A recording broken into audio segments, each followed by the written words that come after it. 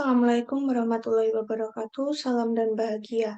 Perkenalkan, nama saya Irma Fana Putri dengan NIM 2021008170. Sebelumnya, terima kasih kepada Ibu Alfiatul Maulidah selaku dosen pengampu manajemen keuangan yang telah memberikan kesempatan kepada saya untuk memaparkan teori mengenai struktur modal tinjauan literatur. Adapun topik yang akan dibahas, yang pertama teori tradisional, yang kedua teori Modigliani dan Miller, yang ketiga teori trade-off, yang keempat teori sinyal, yang kelima teori efisiensi pasar, yang keenam teori pecking order. Nah, apa sih teori struktur modal itu? Teori struktur modal adalah topik yang diterima secara internasional di antara kelompok ahli terpelajar. Struktur modal adalah topik yang luas dalam bidang manajemen keuangan suatu perusahaan yang menggambarkan komposisi sumber-sumber pembiayaan untuk suatu perusahaan tertentu.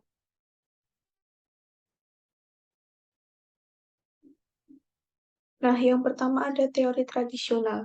Menurut pendekatan ini, suatu perusahaan dapat meminjam pada tingkat bunga yang lebih rendah sampai kreditur mempertimbangkan rasio utang sebagai meningkatkan risiko. Struktur modal berpengaruh terhadap nilai perusahaan. Struktur modal bisa diubah-ubah agar bisa memperoleh nilai perusahaan yang optimal. Struktur modal yang optimal digambarkan dalam hal memaksimalkan nilai pasar. Yang kedua ada teori Modigliani dan Miller. Model MM dianggap sebagai elemen fundamental dari teori ekonomi yang membentuk dasar pemikiran modern tentang struktur modal. Berdasarkan teori ini, struktur modal tidak berpengaruh terhadap perusahaan. Kemudian yang ketiga, teori trade-off. Para penulis teori trade-off memperhitungkan tidak hanya dampak pajak, tetapi juga biaya kesulitan keuangan dari kemungkinan kebangkrutan. Teori ini menerima validitas perbedaan individu antara perusahaan dalam tingkat hutang dan mengakui bahwa perusahaan harus memiliki hutang sebanyak yang dapat mereka tangani. Menurut Sanfilippo Azofra dan kawan-kawan 2016, menyatakan bahwa biaya kesulitan keuangan terutama disebabkan oleh tingginya tingkat hutang. Biaya kesulitan keuangan terdiri dari biaya langsung, termasuk berbagai biaya untuk pengacara dan ahli yang harus dibayar perusahaan jika bangkrut, dan biaya tidak langsung termasuk biaya yang dihasilkan dari kerumitan pengelolaan perusahaan yang gagal. Teori trade-off yang ditulis oleh Freely dan Stedworth menggabungkan yang terbaik dari model MM dengan kondisi pasar. Satu hal yang terpenting dari teori ini, semakin tingginya hutang akan semakin tinggi kemungkinan kebangkrutan. Kemudian yang keempat ada teori sinyal.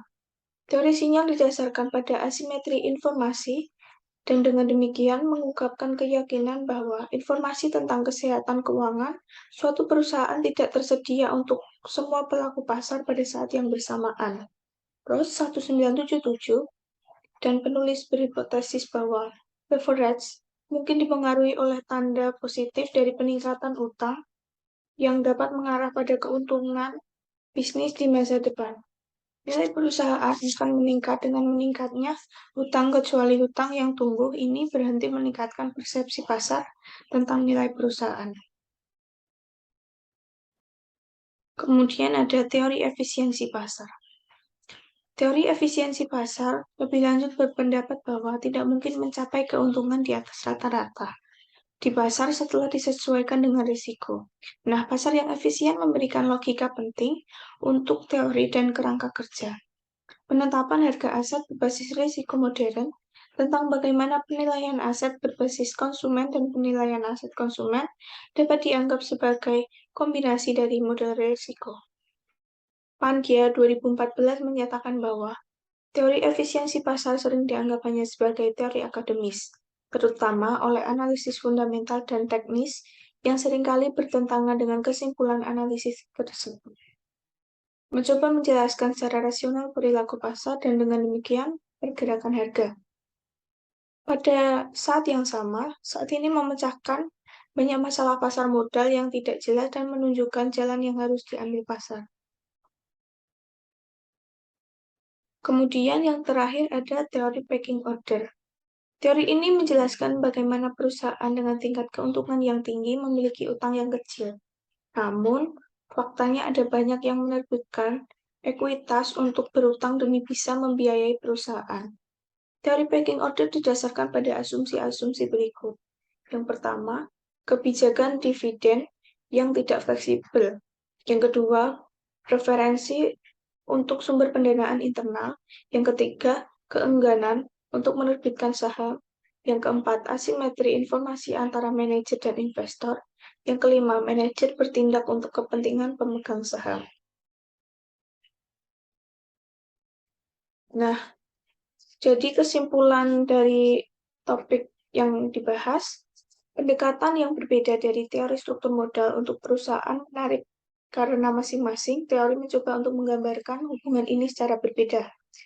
Teori asli Miller dan Modigliani berbicara tentang independensi struktur modal, menjadi acuh tak acuh antara koleksi ekuitas dan hutang sebagai alat untuk membiayai suatu perusahaan, mencapai profitabilitas yang konsisten, dan bagian dari aset berwujud merupakan faktor penting dalam teori trade-off.